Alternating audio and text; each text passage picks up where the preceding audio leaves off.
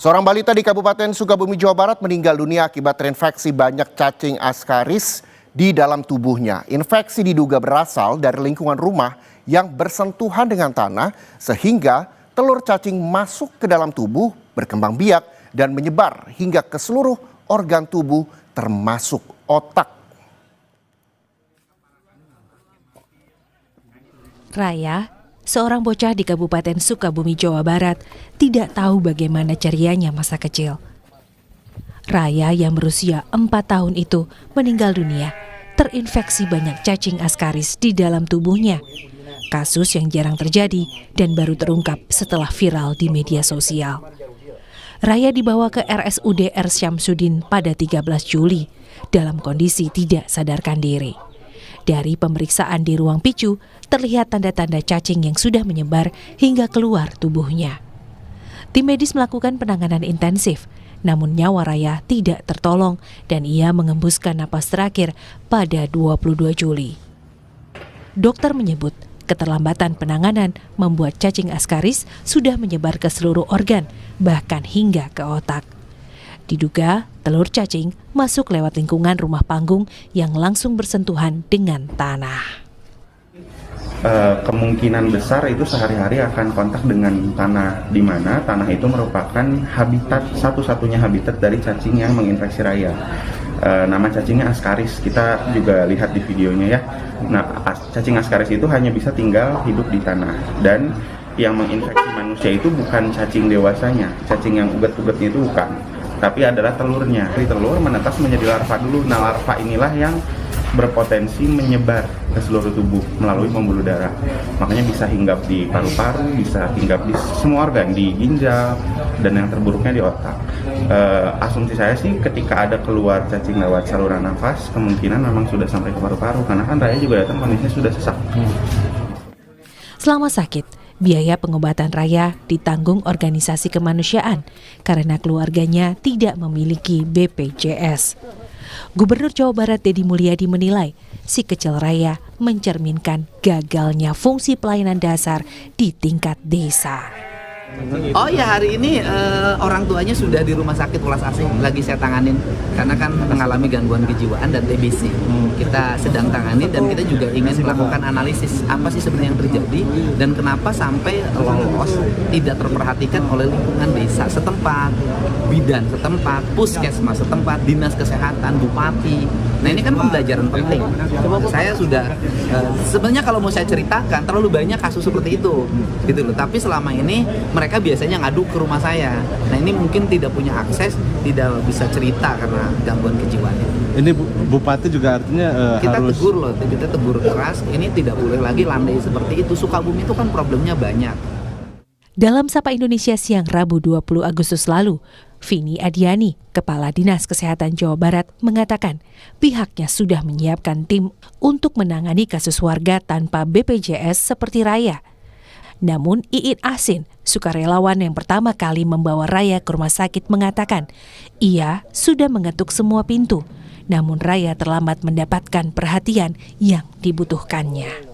Allah di tahun ini kita juga tahun depan secepatnya kita juga akan mengadakan dana atau RSUD provinsi tersebut yang bisa kita simpan dananya ya. Salah satunya adalah kita akan mengambil alih Rumah Sakit Patrol Kabupaten Indramayu menjadi RSUD provinsi begitu. Dan salah satunya adalah untuk pemerataan dan menyelesaikan masalah-masalah seperti ini. Dan kami pun sebetulnya sudah menyiapkan tim reaksi cepat di tingkat provinsi ini yang memang sudah kami sampaikan ke kota kabupaten untuk menyelesaikan permasalahan-permasalahan yang seperti tadi sudah dibantu oleh Bu Iin di Rumah Teduh begitu Bu Iin. Jadi kalau Bu Iin sebetulnya punya permasalahan itu, Bu Iin memang bisa kontak kepada kami begitu Bu Iin ya.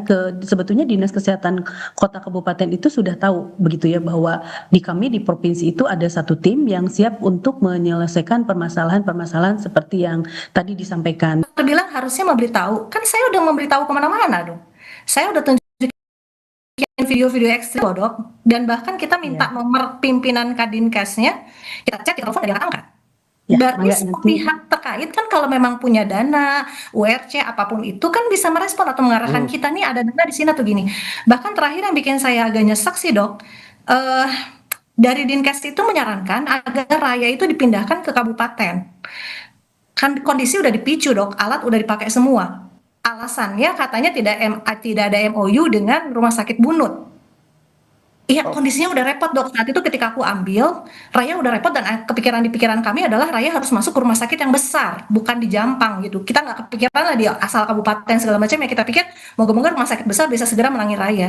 Kita disarankan untuk mindahin Raya coba dok dari Dinkes tuh.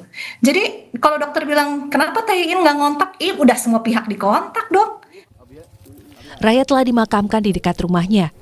Kedua orang tuanya yang mengalami gangguan kesehatan juga sudah ditangani. Kisah Raya menjadi pengingat bahwa hak anak atas kesehatan dan perlindungan tidak boleh terabaikan. Tragedi ini menegaskan pentingnya peran keluarga, masyarakat, dan negara dalam menjaga anak-anak dari ancaman penyakit yang sebenarnya bisa dicegah. Insan Maulana Firdaus, Kompas TV, Sukabumi, Jawa Barat. Raya, balita yang meninggal dipenuhi cacing di tubuh mungilnya. Selama hidupnya dibayangi kemiskinan. Namun Bupati Sukabumi mengklaim bahwa sudah memberikan sejumlah bantuan kepada keluarganya. Sementara Komisi 4 DPRD Kabupaten Sukabumi akan panggil Kepala Dinas Kesehatan, Kepala Dinas Sosial dan DP3A Kabupaten Sukabumi untuk mengevaluasi kelalaian dalam kasus balita tewas dipenuhi cacing. Pemerintah daerah itu tidak diam, hadir pada saat dan sebelumnya juga hadir. Bahkan pada saat pelayanan posyandu, dia suka dibawa ke posyandu. Pada dia ke puskesmas, datang juga ke puskesmas. Saya langsung ketemu dengan neneknya. Itu masih saudaranya kepala desa, termasuk kepala desanya punya bidan juga di sana, punya anak di bidan. Jadi itu tidak dibiarkan. Nanti kita akan adakan evaluasi ya seperti dinas kesehatan, puskesmas dan dinas sosial, dengan DP3A, semua kita akan rembuk, kita buat mengevaluasi, salah satunya memitigasi apa yang akan MSA kenapa bisa terjadi seperti ini, dan ke depan mengevaluasi ke depannya untuk bisa mengevaluasi supaya tidak terjadi seperti ini kembali. Lalu saudara, siapa pihak yang paling bertanggung jawab atas kesehatan anak-anak di keluarga rentan seperti Raya ini, dan langkah paling mendesak yang harus dilakukan agar kisah Raya tidak dialami anak lain? Kita akan membahasnya dengan pengamat sosial, ada Mbak Devi Rahmawati yang telah bergabung bersama Kompas TV. Selamat siang Mbak Devi, terima kasih sudah bergabung bersama Kompas TV. Ada Reza di studio. Siap, selamat siang Mas.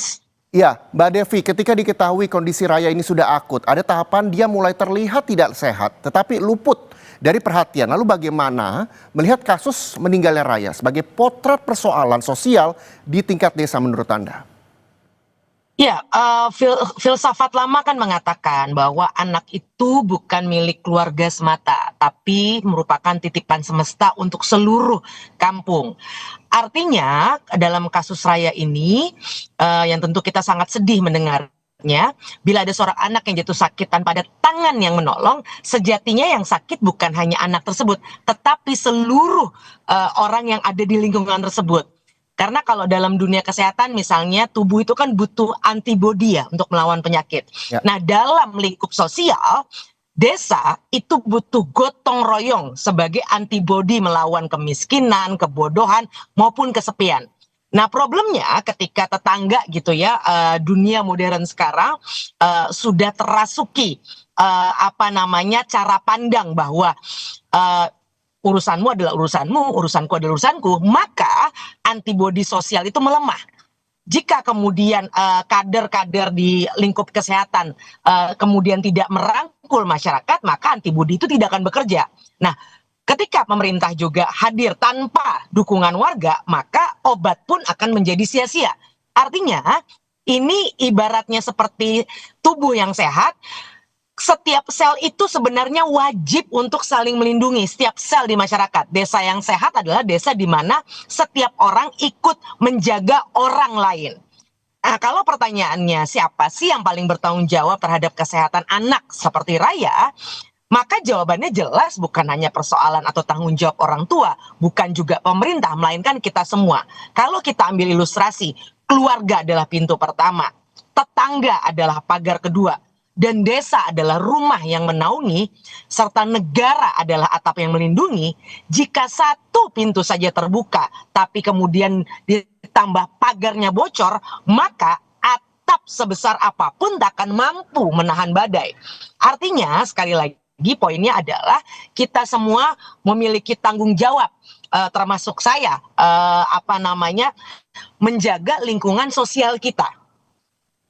Oke, menjaga lingkungan sosial yang sehat juga begitu Mbak Devi. Tapi kalau misalnya menurut Mbak Devi, kalau melihat kasus yang dialami oleh Raya saat ini, di mana tetangganya mungkin sama kurang mampu atau kurang pengetahuan harus melakukan apa? Nah, menghubungi siapa untuk mengambil alih pengasuhan Raya, mengingat orang tuanya juga kita tahu sakit begitu, Mbak Devi?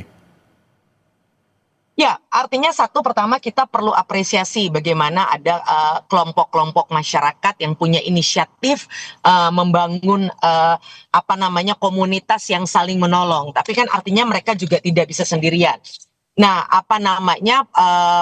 agen-agen yang paling penting di dalam masyarakat tentu saja pimpinan-pimpinan terdekat, yaitu apa? Kalau di dalam konteks kota kita mengenal ada RT atau RW. Nah, kalau di dalam konteks desa mungkin kepala dusun. Nah, kepala dusun punya tanggung jawab sosial dan moral untuk saling menyambungkan biar satu warga dengan warga lain itu saling nyetrum. Persoalannya semenjak pandemi dan pengaruh media digital, jangankan dengan tetangga, orang di dalam satu rumah pun bisa jadi tidak berkomunikasi. Nah, ini mempengaruhi seluruh masyarakat, tidak peduli dia dari kalangan menengah atas ataupun kalangan yang kurang beruntung sekalipun. Semangat untuk hidup sendiri-sendiri itu menjadi satu ciri penyakit sosial baru yang tadi bisa berpotensi melahirkan, yang mudah-mudahan tidak perlu terjadi, tapi potensi ada raya-raya berikutnya. Jangankan soal raya, kita tahu misalnya ada banyak kejadian, mohon maaf, ada tetangga yang sudah meninggal dalam konteks yang sudah cukup lama, baru ketahuan karena ada aroma. Nah, artinya ini ada banyak kejadian yang menyerupai apa yang dirasakan oleh Raya, yang kita semua perlu sama-sama serius memagari rumah sosial kita. Oke, Mbak Revi, ini juga bisa menjadi pembelajaran bagi kita semua agar terus bisa bersinggungan dengan orang-orang di sekitar keluarga, tetangga, siapapun itu, terutama di kasus Raya ini soal pihak desa, dusun, dan juga negara pada akhirnya. Apa langkah yang paling mendesak yang memang harus dilakukan agar kisah Raya ini bisa menjadi pembelajaran dan tidak dialami oleh anak-anak lainnya, Mbak Devi? Ya, kita kembali kepada semangat sedekah. Sedekah apa? Pengetahuan. Bagi yang tahu gitu ya, perlu kita mengajari tetangga hal-hal kecil memang, cara cuci tangan, memotong kuku, memberitahu pentingnya sandal gitu ya. Sedekah perhatian bila ada anak tetangganya pucat atau mohon maaf perutnya kelihatan tidak normal misalnya, ya jangan diam. Tapi ingat, konteksnya bukan dalam ingin menggibah, ingin ngomongin tetangga, bukan, tapi semangat kasih sayang. Ya, kemudian sedekah tenaga kalau memang dibutuhkan, misalnya membantu antar posyandu seperti yang dilakukan oleh teman-teman komunitas tadi, lalu menyiapkan makanan sehat atau ikut kerja bakti memperbaiki jamban, kenapa tidak? Sekarang coba tanya di lingkungan kita masing-masing, kapan terakhir kita kemudian siskamling bersama atau kemudian kerja bakti bersama? Kalau bukan karena ada momen seperti 17-an misalnya, di luar itu apakah ada komunikasi? Nah, ini memang perlu ada yang memimpin. Itulah tadi kenapa tanggung jawab tertinggi tetap berada di tangan pimpinan terdekat, yaitu RT RW ataupun kepala dusun dan sebagainya. Secara tidak langsung komunikasi yang baik antar RT, RW, keluarga, tetangga juga penting untuk dilakukan. Sosial, berkehidupan sosial dengan sesama tetangga, aware terhadap sekitar juga sangat dikedepankan bagi kita yang bertetangga, bagi kita yang memiliki kehidupan masing-masing di rumah dan juga warga sekitar, begitu Mbak Devi ya. Mudah-mudahan ini juga bisa menjadi pembelajaran bagi kita semua. Terima kasih sekali lagi atas waktunya bersama Kompas TV, Mbak Devi Rahmawati, pengamat sosial di Sapa Indonesia Siang.